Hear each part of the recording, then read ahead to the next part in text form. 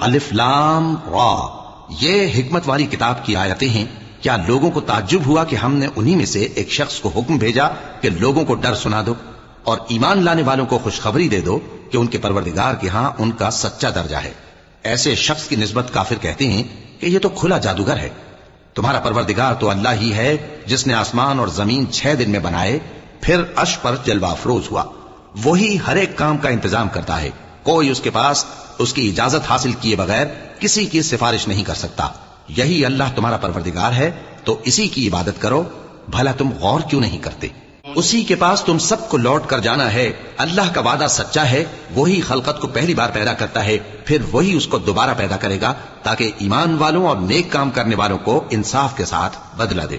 اور جو کافر ہیں ان کے لیے پینے کو نہایت کھولتا پانی اور درد دینے والا عذاب ہوگا، کیونکہ وہ کفر کرتے تھے۔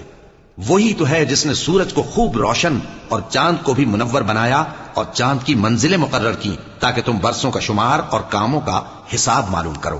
یہ سب کچھ اللہ نے تدبیر سے پیدا کیا ہے، سمجھنے والوں کے لیے وہ اپنی آیتیں کھول کھول کر بیان فرماتا ہے۔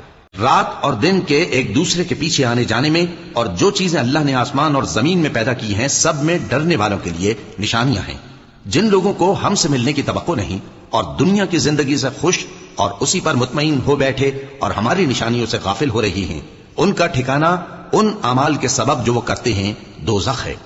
اور جو لوگ ایمان لائے اور نیک کام کرتے رہے ان کو ان کا پروردگار ان کے ایمان کی وجہ سے جنتوں میں پہنچا دے گا، ان کے نیچے نعمت کے باغوں میں نہریں بہ رہی ہوں گی۔ جب وہ ان میں ان کی نعمتوں کو دیکھیں گے تو بے ساختہ کہیں گے سبحان اللہ، اور آپس میں ان کی دعا سلام علیکم ہوگی، اور ان کا آخری قول یہ ہوگا کہ اللہ رب العالمین کی حمد اور اس کا شکر ہے۔